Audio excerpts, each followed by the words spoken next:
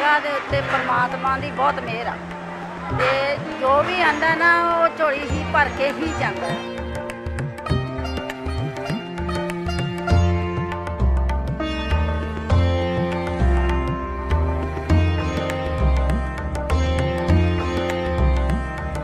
जिस तरह भी उपमा सुनी सी ते उस हिसाब नाल परमात्मा ने साडी अरदास कबूल कीती ते साल बाद परमात्मा जी ने सानू पुत्र दी दात बख्शी।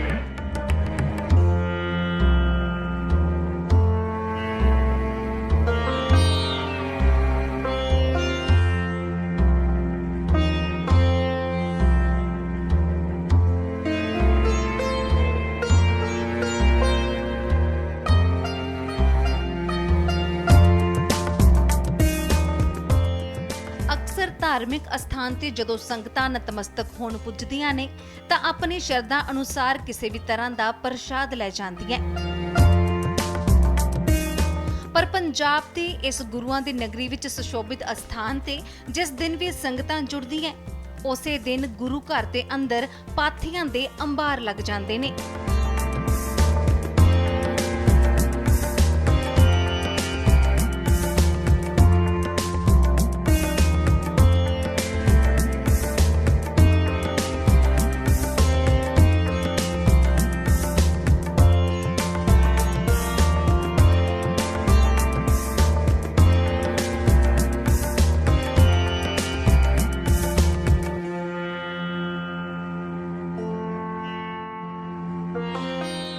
गुरु नगरी श्री अमृतसर साहिब विखे मौजूद हाँ जिथे कई इतिहासक गुरु घर सुशोभित ने, पर इसे अस्थान ते एक अजिहा गुरु घर भी सुशोभित है जिथे संगतां प्रसाद दी बजाय पाथियां चढ़ा के जांदियां। अमृतसर शहर दे तंग ਜਿਹੇ बाजार च सुभाईमान गुरुद्वारा भाई शालो जी दा टोबा हाथी दरवाजा अते लोगड़ दरवाजे दे बिल्कुल विचाले खूह बंबे वाले दे कोल है, जिथे मस्या संग्रांत तो इलावा हर एक ऐतवार वाले दिन भी संगतां दी खास भीड़ हुंदी है। खास गल यह है कि इस थां लोग अपनियां मुरादां मंग के पाथियां चढ़ाउंदे ने ਅਤੇ ਆਖਦੇ ਨੇ कि पंचवें पातशाह दी बख्शिश सदका ਅਤੇ ਭਾਈ ਸ਼ਾਲੋ जी दी किरपा दे नाल पाथियां चढ़ाउण ते उन्हां नूं पुत्तां दी दात मिलदी है।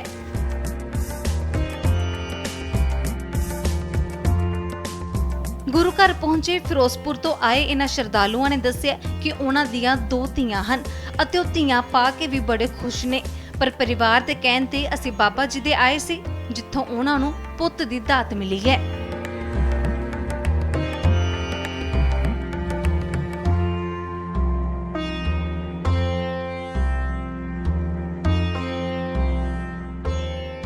ਅਸੀਂ ਜ਼ਿਲ੍ਹਾ ਫਿਰੋਜ਼ਪੁਰ ਤੋਂ ਇੱਥੇ ਆਏ ਆ ਜੀ। ਮਤਲਬ ਕਿ ਜਿਸ ਤਰ੍ਹਾਂ ਵੀ ਅਸੀਂ ਹਰ ਸਾਲ ਸਾਡੇ ਮੰਮੀ ਜੀ ਹੁਣੀ ਤੇ ਫਾਦਰ ਸਾਹਿਬ ਹੁਣੀ ਯਾਤਰਾ ਤੇ ਜਾਂਦੇ ਹੁੰਦੇ ਸੀ ਤੇ ਮਤਲਬ ਜਿਹੜਾ ਉੱਥੋਂ ਦਾ ਪ੍ਰਧਾਨ ਸੀ, ਜਿਹੜਾ ਬੱਸ ਦਾ ਮੇਨ ਪ੍ਰਧਾਨ ਹੁੰਦਾ, ਜਿਹੜਾ ਯਾਤਰਾ ਲੈ ਕੇ ਜਾਂਦਾ ਸੀ, ਤੇ ਉਹਨਾਂ ਨੂੰ ਜਦੋਂ ਪਤਾ ਲੱਗਾ ਵੀ ਇਹਨਾਂ ਦੇ ਕੋਲ ਪਹਿਲਾਂ 2 ਬੇਟੀਆਂ ਨੇ ਤੇ ਉਹਨਾਂ ਨੇ ਫਿਰ ਮੰਮੀ ਤੇ ਡੈਡੀ ਨੂੰ ਕਿਹਾ ਵੀ ਤੁਸੀਂ ਵੀ ਜੇ ਮੇਰੇ ਕਹਿਣ ਤੇ ਇੱਕ ਵਾਰੀ ਤੁਸੀਂ ਸਾਡੇ ਨਾਲ ਭਾਈ ਸ਼ਾਲੂ ਜੀ ਦੇ ਗੁਰਦੁਆਰੇ ਟੋਭਾ ਸਾਹਿਬ ਤੁਸੀਂ ਇਸ਼ਨਾਨ ਕਰਕੇ ਤੇ ਉੱਥੇ ਤੁਸੀਂ ਸੁਖਣਾ ਸੁੱਖ ਕੇ ਆਓਗੇ ਤਾਂ ਤੁਹਾਨੂੰ ਜ਼ਰੂਰ ਪੁੱਤਰ ਦੀ ਦਾਤ ਮਿਲੇਗੀ। ਫਿਰ ਅਸੀਂ ਉਹਨਾਂ ਦੇ ਕਹਿਣ ਤੇ ਇੱਕ ਦਿਨ ਮਨ ਬਣਾ ਲਿਆ ਵੀ ਚਲੋ ਵੀ ਕਿਉਂ ਨਾ ਆਪਾਂ ਵੀ ਚੱਲੀਏ। ਫਿਰ ਅਸੀਂ ਸਾਰੀ ਫੈਮਿਲੀ ਨੇ ਸਲਾਹ ਕਰਕੇ ਐਤਵਾਰ ਵਾਲੇ ਦਿਨ ਸਵੇਰੇ ਇਸ਼ਨਾਨ ਕਰਕੇ ਤੇ ਨਾਲ ਜੋ ਵੀ ਲੰਗਰ ਦਾ ਸਮਾਨ ਸੀ, ਸਮੱਗਰੀ ਸਾਰੀ ਲੈ ਕੇ ਅਸੀਂ ਗੁਰਦੁਆਰਾ ਸਾਹਿਬ ਆ ਗਏ ਜੀ। ਠੀਕ ਹੈ ਜੀ। ਤੇ ਆਉਣ ਤੋਂ ਬਾਅਦ ਅਸੀਂ ਇੱਥੇ ਆ ਕੇ ਪ੍ਰਮਾਤਮਾ ਅੱਗੇ ਅਰਦਾਸ ਕੀਤੀ ਤੇ ਇਸ਼ਨਾਨ ਕੀਤਾ ਵੀ ਜਿਸ ਤਰ੍ਹਾਂ ਵੀ ਉਪਮਾ ਸੁਣੀ ਸੀ ਤੇ ਉਸ ਹਿਸਾਬ ਨਾਲ ਪ੍ਰਮਾਤਮਾ ਨੇ ਸਾਡੀ ਅਰਦਾਸ ਕਬੂਲ ਕੀਤੀ ਤੇ ਸਾਲ ਬਾਅਦ ਪ੍ਰਮਾਤਮਾ ਜੀ ਨੇ ਸਾਨੂੰ ਪੁੱਤਰ ਦੀ ਦਾਤ ਬਖਸ਼ੀ ਜੀ। ਹਾਂਜੀ, ਹੁਣ ਉਸੇ ਦਾ ਧੰਨਵਾਦ ਕਰਨ ਲਈ ਅਸੀਂ ਇੱਥੇ ਸਾਰਾ ਪਰਿਵਾਰ ਫੈਮਿਲੀ ਤੇ ਫੇਰ ਪੁੱਜੇ ਹਾਂ ਜੀ।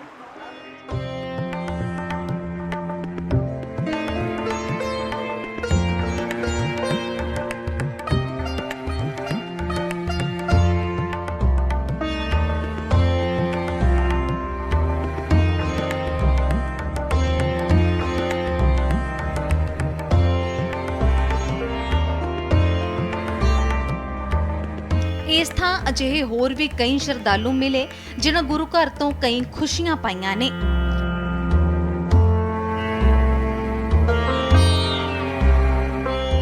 वाहिगुरू जी का खालसा वाहिगुरू जी दा।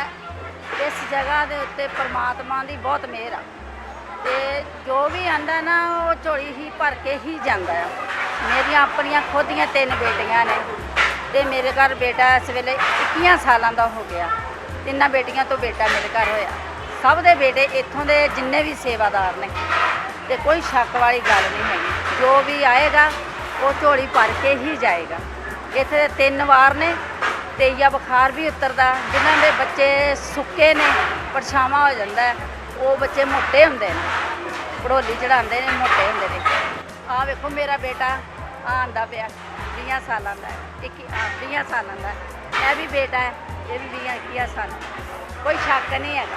ਜੋ ਵੀ ਆਵੇ ਇੱਥੇ ਸ਼ਰਧਾ ਨਾਲ ਆਵੇ।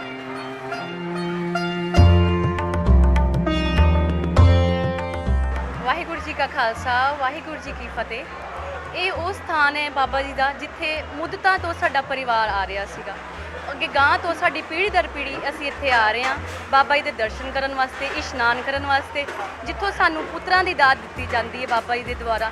ਮੱਥਾ ਟੇਕਣ ਤੇ ਪ੍ਰਸ਼ਾਦ ਕਰਵਾਉਣ ਤੇ ਬਹੁਤ ਹੀ ਅਸੀਂ ਆਪਣੇ ਆਪ ਨੂੰ ਖੁਸ਼ਕਿਸਮਤ ਸਮਝਦੇ ਹਾਂ ਕਿ ਅਸੀਂ ਇਸ ਧਰਤੀ ਤੋਂ ਹਾਂ। ਔਰ ਬਹੁਤ ਜ਼ਿਆਦਾ ਸਿੱਖ ਧਰਮ ਦੇ ਵਿੱਚ ਮਾਨਿਅਤਾ ਹੈ ਕਿ ਇਸ ਗੁਰਦੁਆਰੇ ਆਉਣ ਤੇ ਸਾਨੂੰ ਪੁੱਤਰਾਂ ਦੀ ਦਾਤ, ਬੱਚੇ ਦੀ ਦਾਤ ਮਿਲਦੀ ਹੈ। ਆਪ ਜੀ ਦੇ ਸਾਹਮਣੇ ਮੇਰੇ ਬੱਚੇ ਵੀ ਇੱਥੇ ਨੇ। ਸਾਨੂੰ ਇੱਥੋਂ ਹੀ ਬਾਬਾ ਜੀ ਦੇ ਦੁਆਰਾ ਹੀ ਇਹਨਾਂ ਦੀ ਦਾਤ ਮਿਲੀ ਹੈ। ਅਸੀਂ ਅੱਜ ਵੀ ਇਹਨਾਂ ਦੇ ਦਰਸ਼ਨ ਕਰਵਾਉਣ ਆਏ ਹਾਂ, ਬੱਚਿਆਂ ਨੂੰ ਵੀ ਕਰਵਾਉਣ ਆਏ ਹਾਂ, ਤਾਂ ਜੋ ਅੱਗੇ ਇਹਨਾਂ ਨੂੰ ਵੀ ਪਤਾ ਲੱਗੇ ਕਿ ਇਸ ਅਸਥਾਨ ਤੇ ਬਾਬਾ ਜੀ ਨੇ ਬਹੁਤ ਵੱਡੀਆਂ ਬਖਸ਼ਿਸ਼ਾਂ ਦਾ ਸਾਨੂੰ ਦਿੱਤੀਆਂ ਨੇ। ਸਾਡੇ ਸਿੱਖਾਂ ਦੇ ਪਰਿਵਾਰਾਂ ਨੂੰ ਸਭ ਨੂੰ ਹੀ ਬਹੁਤ ਬਖਸ਼ਿਸ਼ਾਂ ਦਿੱਤੀਆਂ ਨੇ। ਲੰਬੇ ਸਮੇਂ ਤੋਂ ਗੁਰੂ ਘਰ ਦੀ ਸੇਵਾ ਕਰ ਰਹੇ ਗ੍ਰੰਥੀ ਸਿੰਘ ਇਸ ਥਾਂ ਪਾਥੀਆਂ ਚੜਾਏ ਜਾਣ ਦੇ ਇਤਿਹਾਸ ਬਾਰੇ ਕੁਝ ਇਸ ਤਰ੍ਹਾਂ ਦੱਸਦੇ ਨੇ।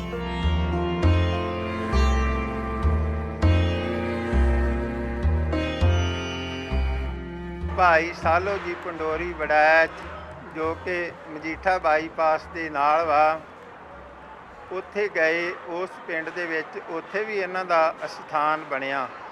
ਉੱਥੇ ਇਹਨਾਂ ਨੇ ਸੰਗਤਾਂ ਦੇ ਕੋਲੋਂ, ਲੋਕਾਂ ਦੇ ਕੋਲੋਂ ਬਾਲਣ ਮੰਗਿਆ, ਪਾਥੀਆਂ ਮੰਗੀਆਂ, ਲੋਕਾਂ ਦਿੱਤੀਆਂ ਨਾ। ਉੱਥੇ ਫਿਰ ਇਹਨਾਂ ਹੋਕਾ ਦਿੱਤਾ ਸੀ,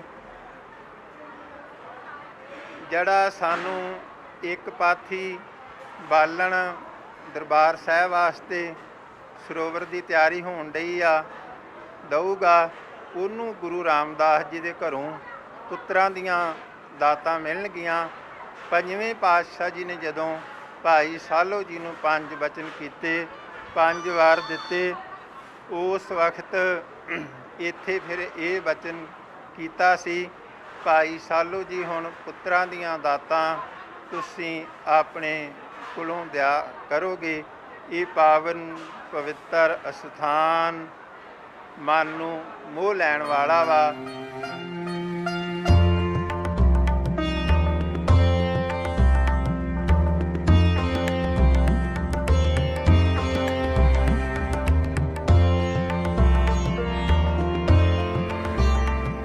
ਭਾਈ ਸ਼ਾਲੋ ਜੀ ਦੇ ਇਸ ਪਵਿੱਤਰ ਟੋਬੇ ਤੇ ਅੱਜ ਵੀ ਜਲ ਭਰਿਆ ਰਹਿੰਦਾ ਹੈ ਅਤੇ ਸੰਗਤਾਂ ਜਦੋਂ ਇਸ ਅਸਥਾਨ ਤੇ ਆਉਂਦੀਆਂ ਨੇ, ਖਾਸ ਕਰਕੇ ਜਿਹੜੀਆਂ ਔਰਤਾਂ ਮੁਰਾਦਾਂ ਮੰਗਦੀਆਂ ਨੇ, ਤਾਂ ਇਸ ਪਵਿੱਤਰ ਜਲ ਨੂੰ ਬਾਲਟਿਆਂ ਦੇ ਵਿੱਚ ਭਰ ਕੇ ਇਸ਼ਨਾਨ ਘਰ ਤੱਕ ਲੈ ਕੇ ਜਾਂਦੀਆਂ ਅਤੇ ਇਸ ਜਲ ਦੇ ਨਾਲ ਇਸ਼ਨਾਨ ਕਰਦੀਆਂ ਨੇ। ਅਤੇ ਜੇਕਰ ਕਿਸੇ ਨੇ ਇਹ ਜਲ ਪਵਿੱਤਰ ਭਰ ਕੇ ਆਪਣੇ ਘਰਾਂ ਨੂੰ ਵੀ ਲਿਜਾਣਾ ਹੋਵੇ ਤਾਂ ਉਸ ਦਾ ਵੀ ਇਸ ਅਸਥਾਨ ਤੇ ਖਾਸ ਪ੍ਰਬੰਧ ਕੀਤਾ ਗਿਆ ਹੈ।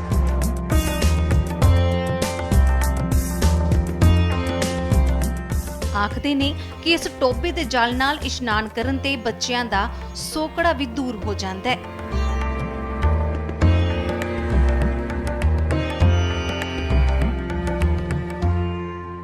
ਇੱਥੇ ਖਲੋ ਕੇ 5ਵੇਂ ਪਾਤਸ਼ਾਹ ਜੀ ਨੇ ਭਾਈ ਸਾਲੋ ਨੂੰ ਕਿਹਾ ਸੀ, ਭਾਈ ਸਾਲੋ ਅਸੀਂ ਤੁਹਾਡਾ ਇੱਥੇ ਸਰੋਵਰ ਬਣਾ ਦਈਏ। ਤੇ ਭਾਈ ਸਾਲੋ ਜੀ ਨੇ ਕਿਹਾ ਸੀ, ਸੱਚੇ ਪਾਤਸ਼ਾਹ ਜੀ ਸਰੋਵਰ ਤੇ ਗੁਰੂ ਰਾਮਦਾਸ ਸੱਚੇ ਪਾਤਸ਼ਾਹ ਜੀ ਦਾ ਹੁਣੇ ਹੀ ਅਜੇ ਤਿਆਰ ਕਰਵਾ ਕੇ ਹਟਿਆ, ਤੁਸੀਂ ਇਸ ਟੋਭੇ ਨੂੰ ਭਾਗ ਲਾ ਦਿਓ। ਸਤਿਗੁਰ ਸੱਚੇ ਪਾਤਸ਼ਾਹ ਜੀ ਨੇ ਇੱਥੇ 5 ਬਚਨ ਕੀਤੇ, ਭਾਵ ਕਿ 5 ਵਾਰ ਦਿੱਤੇ। ਇੱਕ ਪਾਥੀ ਤੋਂ ਇੱਕ ਪੁੱਤ ਭਾਈ ਸਾਲੋ ਜਿਹੜੇ ਤੇਰੇ ਪਵਿੱਤਰ ਅਸਥਾਨ ਤੇ ਆਣ ਕੇ ਸ਼ਰਧਾ ਭਾਵਨਾ ਦੇ ਨਾਲ ਇਸ਼ਨਾਨ ਕਰਨਗੇ, ਪਾਥੀਆਂ ਭੇਟਾ ਕਰਨਗੇ, ਉਹਨਾਂ ਨੂੰ ਪੁੱਤਰਾਂ ਦੀਆਂ ਦਾਤਾਂ ਮਿਲਣਗੀਆਂ, ਝੋਲੀਆਂ ਹਰੀਆਂ ਭਰੀਆਂ ਹੋ ਜਾਣਗੀਆਂ। ਦੂਸਰਾ ਬਚਨ ਸਤਿਗੁਰਾਂ ਨੇ ਕੀਤਾ ਸੀ, ਜਿਨ੍ਹਾਂ ਨੂੰ ਬੁਖਾਰ ਚੜ੍ਹਦਾ, ਭਾਈ ਲਾਲੋ ਜੀ ਦੀ ਇੱਥੇ 3 ਦਿਨ ਸਾਖੀ ਸੁਣਾਈ ਜਾਂਦੀ ਆ। ਸ਼ਰਧਾ ਭਾਵਨਾ ਦੇ ਨਾਲ ਜਿਹੜੇ ਆਣ ਕੇ 3 ਦਿਨ ਭਾਈ ਲਾਲੋ ਜੀ ਦੀ ਸਾਖੀ ਸੁਣਨਗੇ, ਬੁਖਾਰ ਲੈ ਜਾਊਗਾ, ਸਰੀਰ ਤੰਦਰੁਸਤ ਹੋ ਜਾਊਗਾ। ਭਾਈ ਲਾਲੋ ਜੀ ਤੀਜੀ ਸਰਕਾਰ ਗੁਰੂ ਅਮਰਦਾਸ ਸੱਚੇ ਪਾਤਸ਼ਾਹ ਜੀ ਦੇ ਅਨਲ ਸੇਵਕ ਸੀਗੇ। ਤੀਸਰਾ ਬਚਨ ਇੱਥੇ ਕੀਤਾ ਸੀ, ਜਿਨ੍ਹਾਂ ਨੂੰ ਸੋਕੜਾ ਹੋ ਜਾਂਦਾ, ਸੋਕੜੀ ਦੀ ਬਿਮਾਰੀ ਲੱਗ ਜਾਂਦੀ ਆ, ਉਹ ਇੱਥੋਂ ਸ਼ਰਧਾ ਭਾਵਨਾ ਨਾਲ ਇਸ਼ਨਾਨ ਕਰਕੇ ਤੰਦਰੁਸਤ ਹੋਣਗੇ। ਚੌਥਾ ਬਚਨ ਸਤਿਗੁਰਾਂ ਨੇ ਕੀਤਾ ਸੀ, ਸੱਚਖੰਡ ਸ੍ਰੀ ਹਰਿਮੰਦਰ ਸਾਹਿਬ ਜੀ ਵਿਖੇ ਜਿਹੜੀ ਸੰਗਤ ਆਊਗੀ ਉਹ ਇੱਥੋਂ ਹੋ ਕੇ ਜਾਊਗੀ, ਫਿਰ ਯਾਤਰਾ ਸਫਲ ਹੋਵੇਗੀ। ਇਹ 4 ਬਚਨ। 5ਵਾਂ ਬਚਨ ਸਤਿਗੁਰਾਂ ਨੇ ਇੱਥੇ ਕੀਤਾ ਸੀ,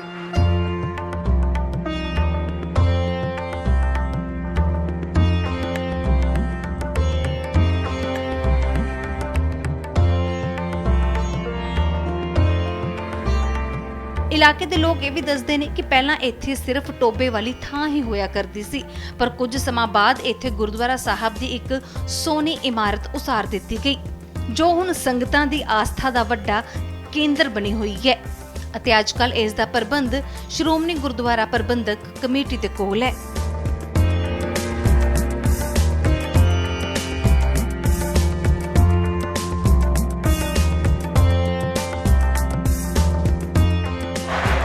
दैनिक सवेरा दी एक खास पेशकश तुहानू पसंद आई होवेगी।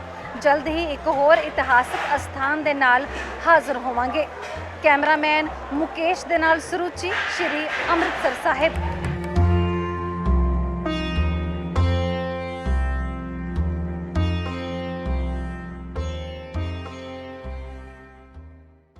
देश दुनिया दी हर वड्डी खबर दे लई हुणे डाउनलोड करो number 1 news app Dainik Savera times. क्या है परेशान? क्या आपकी समस्या का हल नहीं हो पा रहा? तो निराश ना हो। 17 बार गोल्ड मेडलिस्ट मियां रफीक मोहम्मद, जिनके पास है आपकी हर समस्या का हल, चाहे वो बिजनेस से रिलेटेड हो या फिर हो करियर से रिलेटेड या फिर हो लव रिलेशनशिप। आपकी समस्या का हल होगा 31 घंटों में। फिर देर किस बात की?